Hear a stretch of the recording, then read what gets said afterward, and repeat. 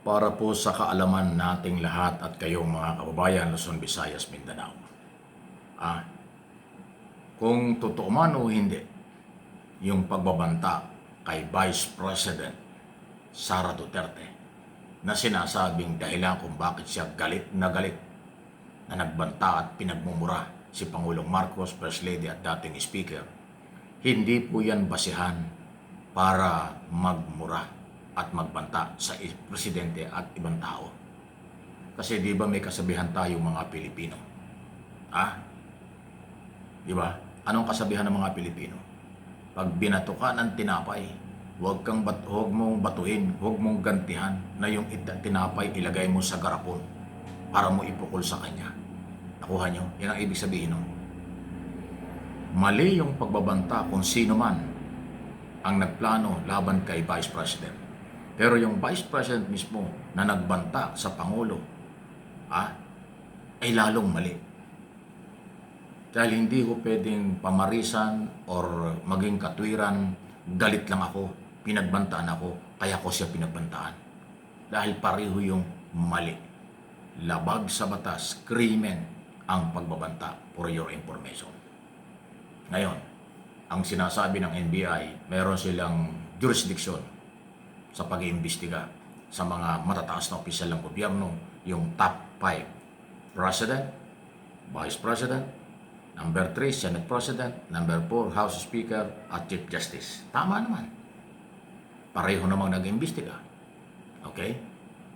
Kaya lang ang kaibahan nitong kaso ng pagbabanta kay Sara at kay Pangulong Marcos, yung nagbabanta, di umano, kay Sara Duterte, hindi naman natin alam kung sino yan. Pwedeng totoo, pwedeng hindi. Iyon ang malaking pagkakaiba. Walang pagbabasihan ang NBI na audio, video doon sa nagbabanta kay Sara Duterte. Pero itong kay Pangulong Marcos, merong basihan ng NBI kasi merong press conference, merong audio, video ang pangalawang Pangulo na siyang nagbanta, nagmura sa Pangulong Marcos, First Lady at dating Speaker. So yun ang pagkakaiba. Kasi yung iba inaangguluhan nila na kaya daw nagbanta kasi pinagbantaan din ang buhay ng Pangulo. Dapat ma-identify sinong grupo yun.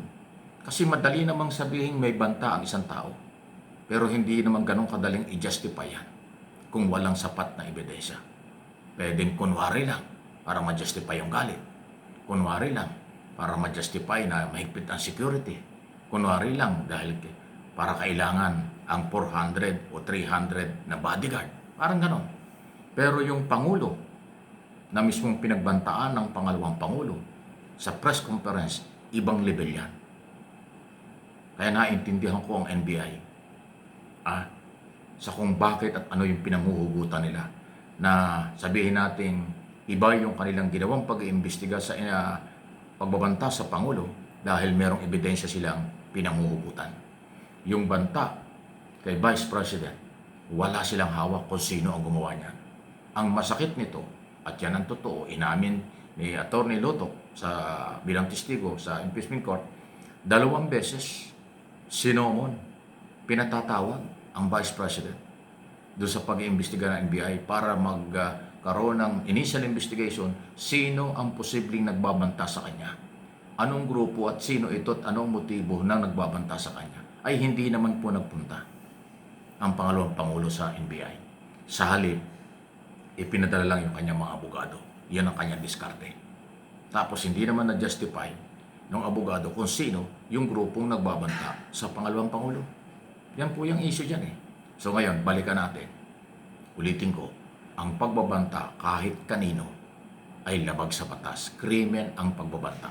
Lalo na kung buhay ang nakataya. Lalo na kung Pangulo ng bansa. Dahil nakataya dyan ang national security ng Pangulo at ng bansa pag pinagbantaan ng Pangulo. Kahit saang lugar sa buong mundo, pag ang Pangulo pinagbantaan at nakilala at nakita ang nagbanta, huhulihin, ipakukulong.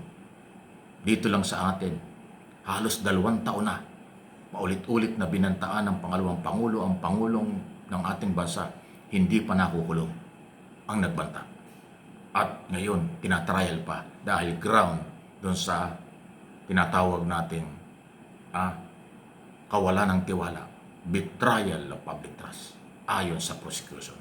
Yan po yun ang nangyayari ngayon. So, hindi ko sinasabing baliwala yung threat sa Vice President. Ang sinasabi ko lang, hindi makuha ng NBI ang tunay na motibo at kung may katotohanan kasi hindi nakipag-ugnayan ang pangalawang Pangulo sa malalim na investigasyon. Ang Pangulong Marcos naman binantaan, hindi naman siya nakipag-ugnayan sa NBI, wala naman siyang utos sa NBI, pero meron pong jurisdiction ng NBI, SOP na sila kaagad mag-imbestiga pagkaya nga yung top government official ay merong banta sa buhay. Hindi naman sinabi ng NBI na ang iniimbestigahan nila ay lang pagbabanta kay Pangulong Marcos, First Lady at dating Speaker. Inamin na nga ng NBI na nag-iimbestiga sila doon sa banta kay Sara Duterte bilang Vice President.